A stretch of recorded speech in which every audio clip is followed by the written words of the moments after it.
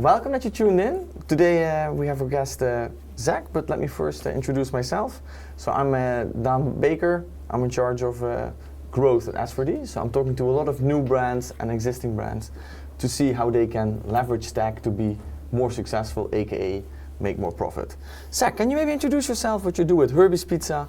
Yeah, sure. So I'm Zack. I'm the operations manager over at Herbies Pizza UK, which is a family-run business. So being operations manager is generally doing a bit of everything, but predominantly I do marketing, technology, sales, whatever needs to be done to to keep the ball rolling.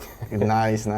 So Herbies Pizza, I think, a well-established brand in the UK, yes. Around London, yes. South London? Yeah, so we try and keep the M4 corridor, so down the M4 motorway. And we've been around since 1985. Slowly growing, just steadily. You know, I think my uncle started it, with other uncles, and then other family members have come in and out, and slowly it's just progressed, and we've got our infrastructure sorted, a nice head office over in Slough, but recently we've really ramped it up. We've had new investors and directors come in which want a clear growth path. So over 30 years we had 20 stores opening, closing here and there. Now in the last 4 or 5 years we've gone from 20 to 30. So if you think over a 25 year period, we only had 20 stores, and it took one store a year.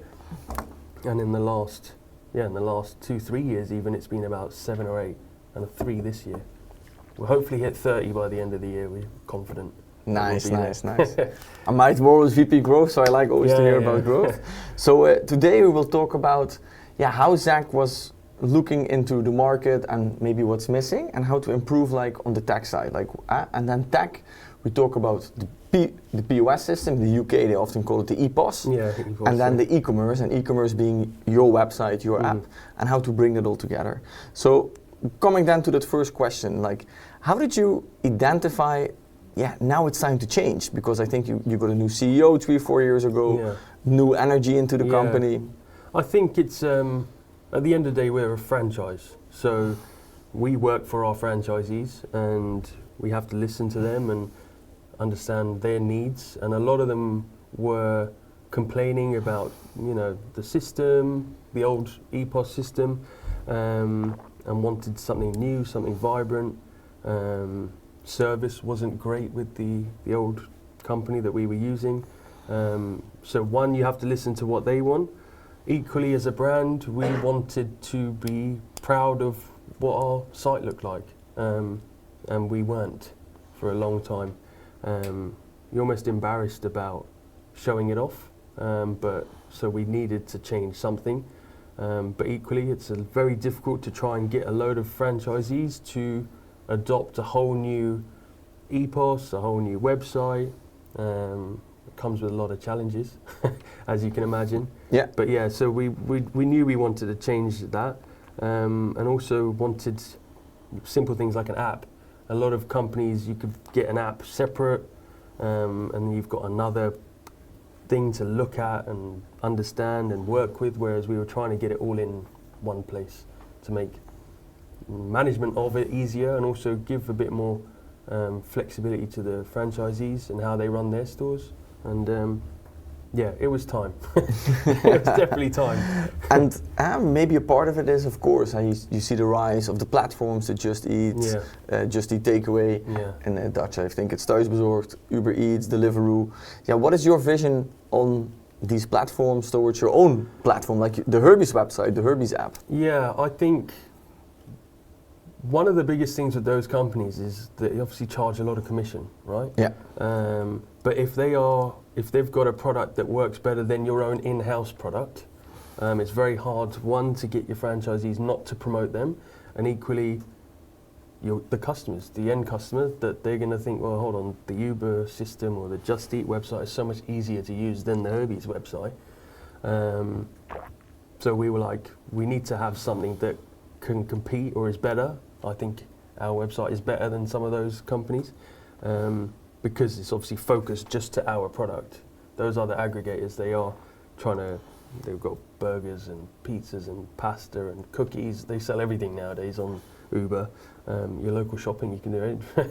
Whereas we're predominantly a pizza product-based company, so the website is geared and focused fully towards that. True. Which, But you also have a special dish, and I tasted it a couple of times. The garlic bread, right? Yeah. Well, our famous.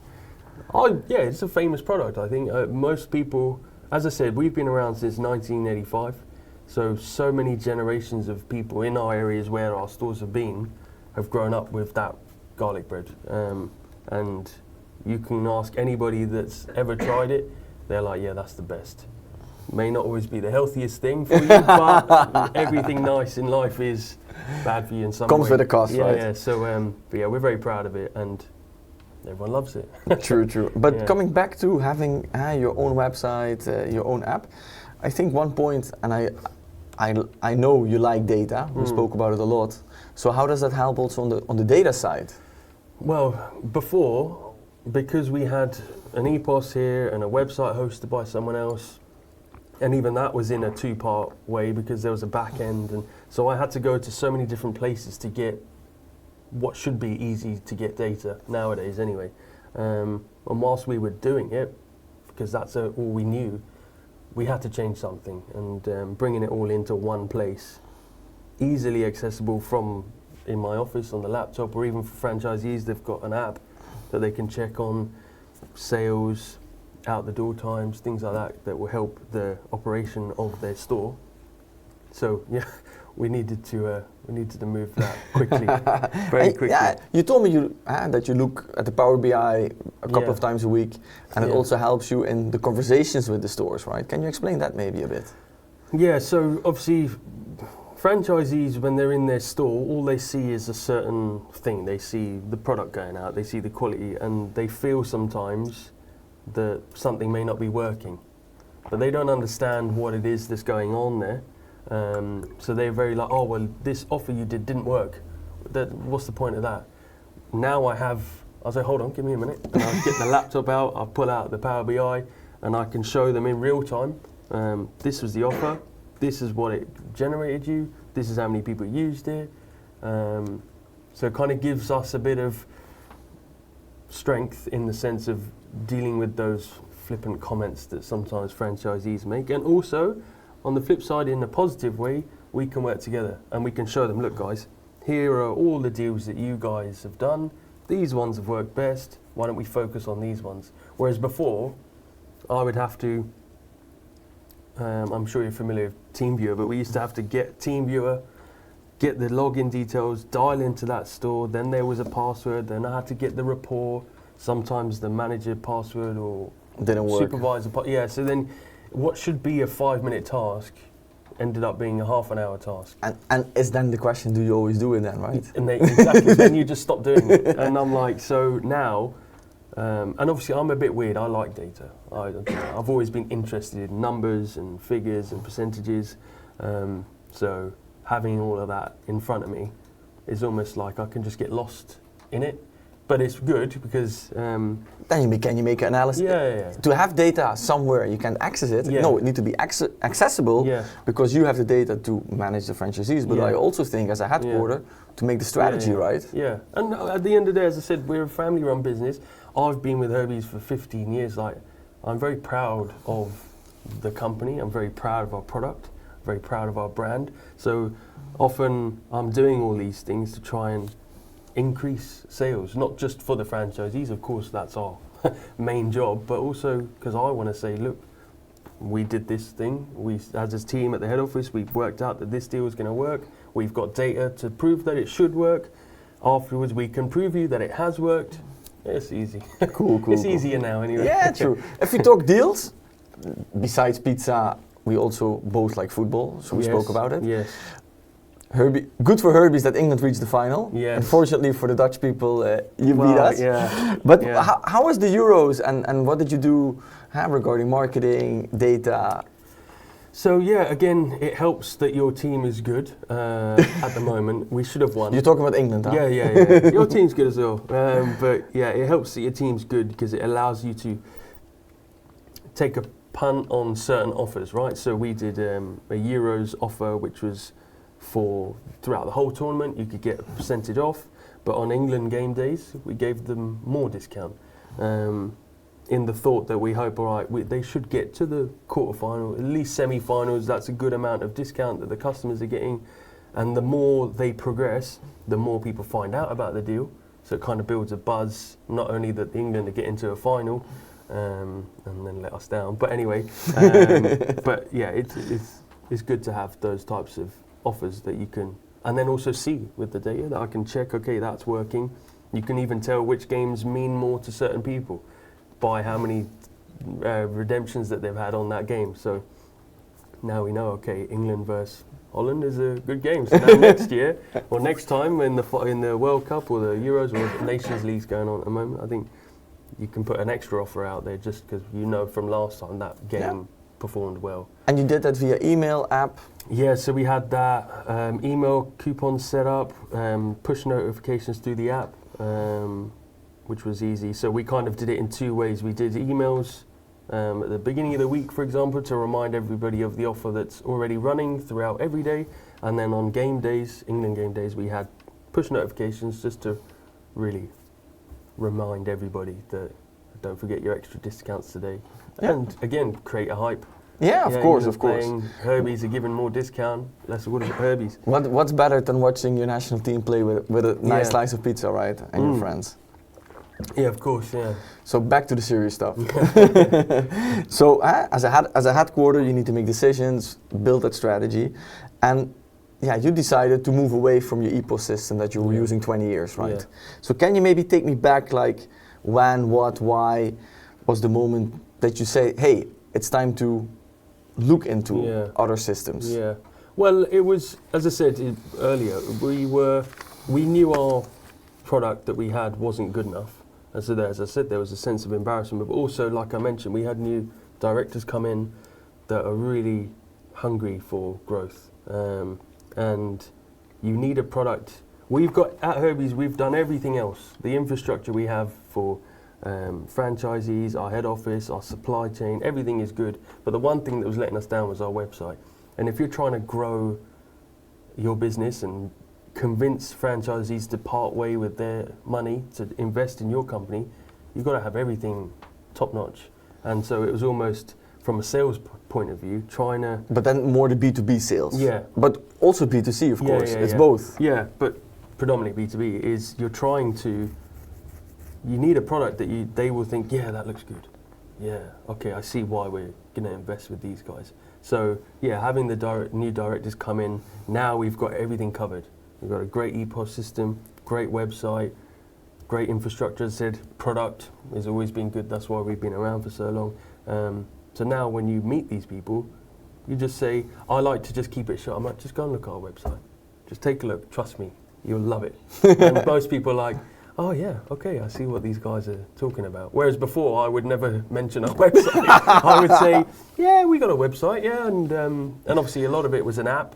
We didn't have an app as well. And again, technology and things move so fast. Everyone at these shows or people that we'd meet would say, have you got an app? Have you got an app? And we'd always say, oh, it's coming, it's coming. It wasn't coming. It wasn't coming. It wasn't coming. And also, then we tried a few things, but again, it was standalone. We wanted it to all be together. Okay. So yeah, that was the when and why.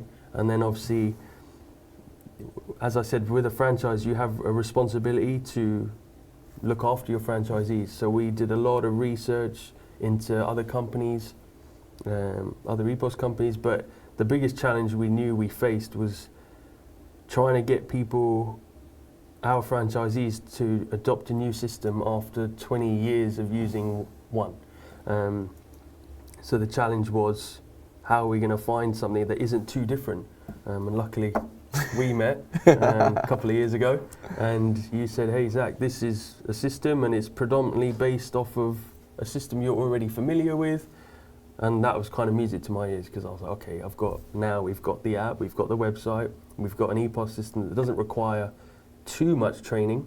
It did end up needing training, but I think back now, and I think if we'd moved to a whole new ePOS company, God knows what would have happened.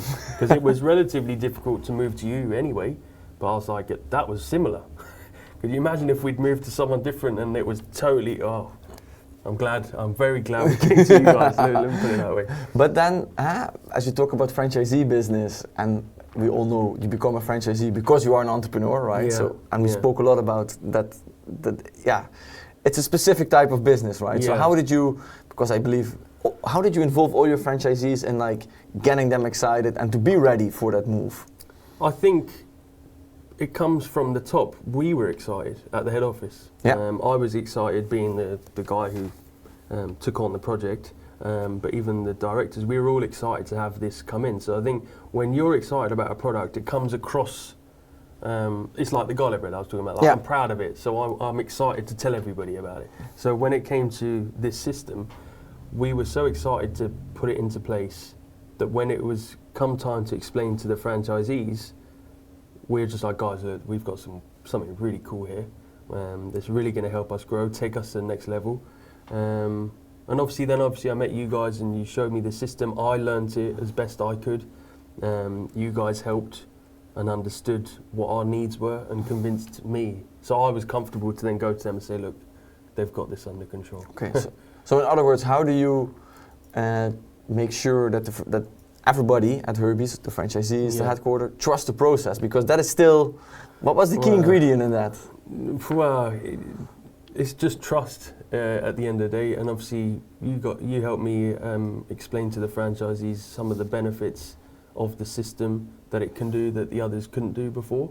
So yeah, it made it very easy, and obviously you had examples for us to show them. You made us videos and things that we could say, look, this works, this is working for other companies. I think obviously because you're already established here as well, so we could actually see how it worked before actually implementing it. Yeah. But I think, learning the system was crucial to helping make the change. And to be what I also believe is being transparent, right? To also share like, okay, this is going to be a process, etc., right? Yeah. Well, obviously we have to learn the system to then identify what we know our franchisees might say. Yeah. So be prepared. We've got an answer for them already. Because the worst thing when you get a group of franchisees together, 20 of them in a room. Tough cookie. Yeah, you've got to be very thick-skinned in these scenarios.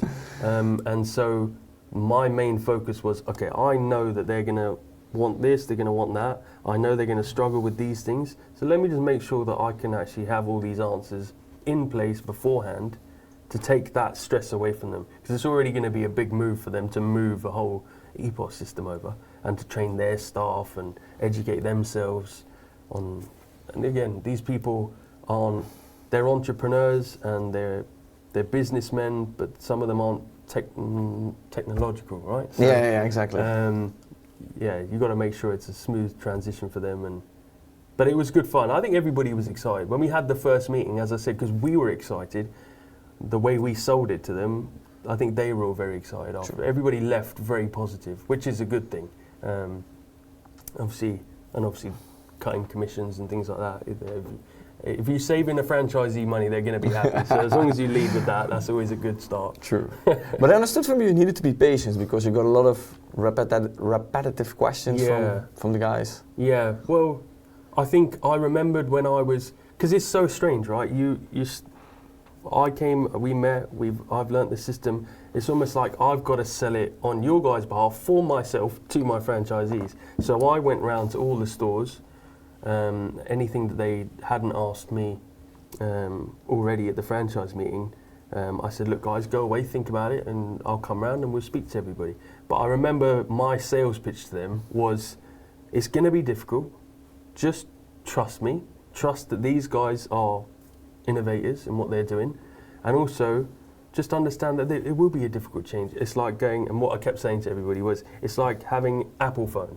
You've had an Apple phone for the last 20 years and you're moving to Android. It's still a phone, it still does the same things, but there's subtle differences. I'm an Android man, so I like Android. Me too. I was an iPhone, but the point was I was saying to the guys, look, it looks the same, it feels the same, works the same, but you're going to need to just adjust a few things. Yeah. So that was my sales pitch. I'm like, it's Apple to Android. That's what we're doing, guys. Yeah, and it's acknowledging that learning curve. I think that's where it's all about, right? Yeah, and trying to train them. Nice. What you said one word that I wanted to get further on. That innovation. Yeah. How is that innovation going the past almost 2 years? It's been great because we've never had innovation for 10 years, right? So, and again, I keep saying it, but we're a family-run business. We're a small team. For us to sit there and think about how we can do things and trying to learn and keep up with all these crazy things that are going on in the world, we needed a partner in S4D, which would take that headache on for us and say, look, hey guys, we're doing this. Or half the time you guys don't even tell us what you're doing, and I see it and I'm like, oh, this is great. I'm like, I didn't even know you guys were working on this, right? So it takes away that headache from me. Whereas before, I was always trying to think, okay, what do we need to do? What do we need to do to keep up with these guys? Constantly looking at your competitors, trying to work out where you're going wrong. Whereas you've kind of taken that headache away from us, so that now we can concentrate more. It's a bit more. It's in a way you outsource that a bit. Yeah. Because a lot. We speak. What I learned is like prices are changing. There was a war in Ukraine. Price of electricity. Yeah. A lot is happening, right? So well, you fall into a habit of just being comfortable. Hence why the old system was just there and poor for so long, is because it was almost like, well, it's working. It's not working great, but it's working, and we don't have the time to try and change it. You guys have come in and you just change it for us and give us ideas, and we trust that you guys know what you're doing. And obviously you guys have got so many other clients and people that you work with that you can share knowledge with us. Very helpful. True. Very helpful. So another point to come back to for you in your role as being in the headquarter responsible for operations, like how, did there something grow in efficiency to having everything in one place? Yeah, I think, as I said, with trying to change things, for example, little things, if you make a change in the admin side of the system, it changes instantly across everywhere. And you know once it's done, it's done. You don't need to worry about it. Whereas previously if I had to make a change to something, I'd have to go to 3 different places, and it comes back to the time thing again. And then sometimes I just wouldn't even bother changing it. Or even something, it sounds really bad to say, but even like a mistake, a spelling error. You think, oh, you've spotted the spelling error, but you know to fix that spelling error is going to take you an hour to just change one letter. So then you think, you're like, is anyone actually seeing this? Or is it a popular product? Obviously, we changed it, but the point was the time that it took. Whereas now, like that. Quick. And things are moving quick, so you need to be able to save time in these environments. Interesting. So then let's move to the stores, right? And that's also a goal with implementing a new POS system. And actually, it's bigger than the POS, right? It's like everything also in the kitchen, on the delivery side. Yeah. So with moving away from like certain processes, you have a new system that also comes with new processes. Yeah. That operational speed, was that also a focus point, or was it more of an extra? Yeah, obviously, when you're implementing the system, trying to, like I said about the training side of things, it took a long time for us to get everybody used to the new system. But we were talking to someone the other day, and it was, when it's quiet, you know things are going well in the franchise business. Because if there's something going wrong, everyone's phoning you, everyone's emailing. Exactly. When it's quiet, and so the first 2-3 months of the transition, a lot of phone calls, a lot of this, a lot of that, repetitive questions, trying to explain to everybody, all right, just calm down, this can be fixed by me, you don't need to phone anybody, you don't need to worry. Now it's nice and quiet because everybody's comfortable, everybody's learnt the system. And operationally, we've seen, using the software and the data that we get, the delivery times are improving, out the door times are improving, and these things are coming hand in hand with the system and the operational flow. You can only manage it and improve it if you have the data, right? Yeah, of course, yeah. And and obviously the franchisees have access to this data as well. Before they didn't have access to that data that I would have to go and find. I would then email them, and these guys are busy running stores. They don't have time to read a detailed email.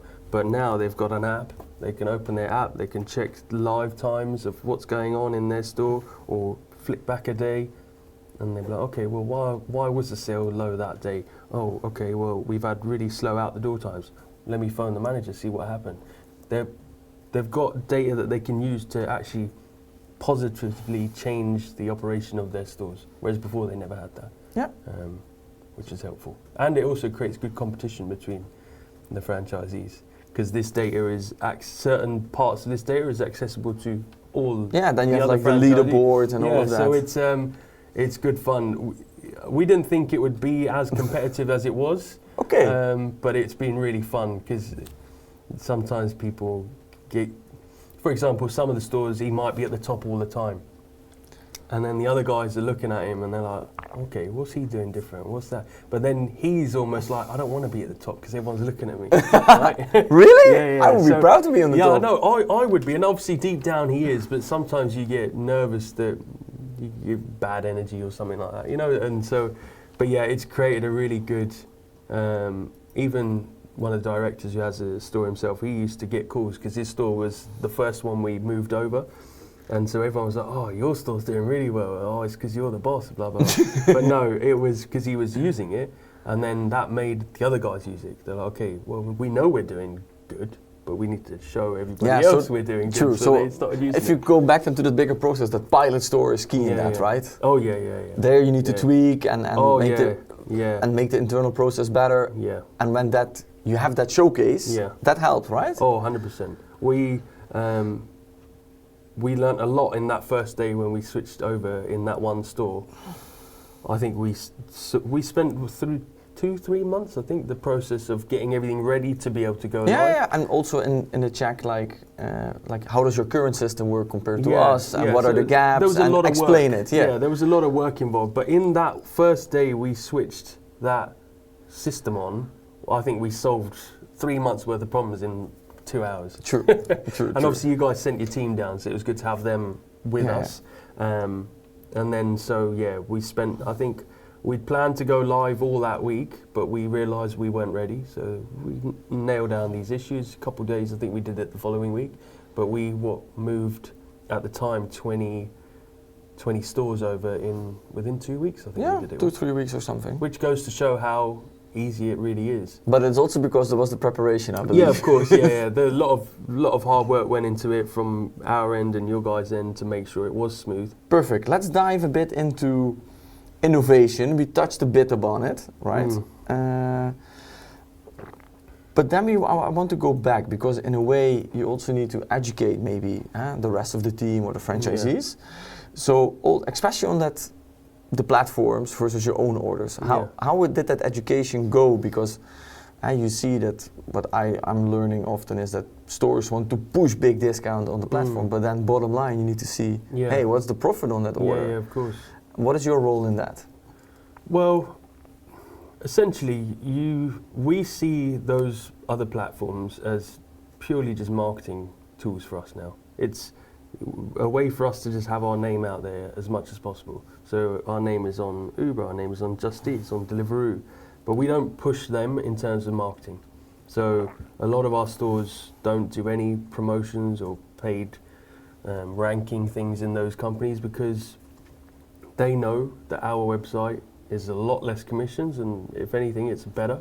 Trying to just keep them away from them whilst also using them. Yeah, it's a very fine line, because obviously before as well with the old system, to do a deal instantly, it wasn't instant. It would take a lot of planning and going here to then make sure that deal works, and then testing that deal. Whereas Just Eat and things like that, you could just press a button and it would do it. Now we have that. So we as HQ, huh? Yeah, head office, with the new system, we have that facility where it can take 30 seconds to get a deal on. So if a store was even planning on thinking of going to Just Eat, now they know, we'll just call Zack and he'll get it. He'll do it. We don't need to do it on Just Eat anymore. True, but it's a choice that you manage it from headquarters, because then you have the control, right? Yeah, of course. Yeah, you get to control pricing. I mentioned that example of spelling errors. Like some of these stores would put on products sometimes that we didn't even know that they had, and they'd have spelling errors, or the descriptions would be wrong, and for me to go in and check each individual store's products description, again, it was a timing thing. Whereas now it's all in one place. And if anyone wants a new product, I have to be not asked. There has to be a discussion, right? Yeah. Whereas before they'd just add on, chunky cheese bites, and you're like, oh, we don't even do chunky cheese bites. Yeah, that's maybe not part of the franchise formula. Yeah, it's not part of our model. But it was easy for them to do. Now, if they want to add chunky cheese bites, they've got to call the head office. They've got to have a discussion. Obviously, we're open to anything that franchisees suggest. But yeah, it's more control, not in a sense of trying to keep control, but just helping the franchisees where they don't really know that they need help, because they do sometimes. Yeah, I think you phrased it in a very nice way. Yeah. Yeah. They think we're trying to hold them, but we're not. We're just trying to aid them to be who they want to be, which is their own men, their own business people. And for the people that tuned in, you can drop some questions, and in the end we also discuss them. But I want to go to the final topic, also especially for the people who tuned in. What kind of advice can you give, like, over this process? What are the lessons learned and advice if other brands want to do this transition? I think you've got to enjoy it. Yeah. Because as I said, I like data, right? So I find these things very interesting. So I was excited to learn the process. But I think the first thing I would say to anybody coming over, maybe do it slowly. Just do the website first, or the ePOS first, or something, but just don't do it all at the same time. If you're making a big change, or you've got a lot of stores, because it was a bit wild trying to do it all at the same time. So definitely do it slowly, and make sure you understand the system as best as possible, and also have more of your team, maybe even hire people specifically just for the rollout. I think that would help. Send people over here to you guys to get them familiarized and trained up, because like I said, the whole Apple to Android example I gave seems like it's not much, but in reality it was a lot of differences in terms of usability and operational flow in the stores. So I think having a team from a head office point of view in partnership with you guys to just be ready. Yeah, true. And what I'm hearing is, like, have dedicated staff, or maybe even increase your staff. Yeah, 100%. Because a lot of the time, again, these franchisees running their business on very tight margins, right? So for them, our suggestion is, just send your staff to one of our stores, the pilot store, and we'll train them up. But they need that staff there. So maybe a way we can help, I would say, have staff already trained up from a head office perspective, send them out to the stores to train on site. Whereas we were trying to get our franchisees to send them to us. But it didn't work that way. And then, as I said, it was a case of when we switched, then everybody had to learn it, even though they relatively knew a lot of it anyway. But yeah. Okay. Know as much of it as you can before. No, true, of course. But it's hard to... It's a process, right? Yeah, it's hard. And I'm also hearing that the trust in the tech partner is also key, right? And really do it together with the HQ. Yeah. Well, that's what you need, the help, like I said, with the training videos and things that you guys sent over that we were sending to our franchisees, making sure that they've watched them, making sure that if they had any questions to ask us, and also just explaining to the franchisees that, like you said, trust. I was like, these guys know what they're doing. They know what they're doing. Just watch the videos, everything will be fine. So I believe we go slowly to the final slide. So first of all, thank you for watching. In 15 October, we're going to be in the UK to visit the Hospitality Expos if you want to meet in person. And otherwise, you can always reach out to me on sales at s4d.eu. It's XL you're going, aren't you? Yeah, in XL London. Yeah, XL. I might come and see you as well. Yeah, we'll be we there. We might be there. maybe a nice one. We have there again a nice. Our CEO Benjamin is doing with the CTO of Herbies Pizza. A nice meeting, a nice presentation. Yeah. And we're there with our booth. And I think we met her a couple of years ago. Yeah, we met her. So always good to be there. Yeah. Thank you guys. Ciao, ciao. Bye.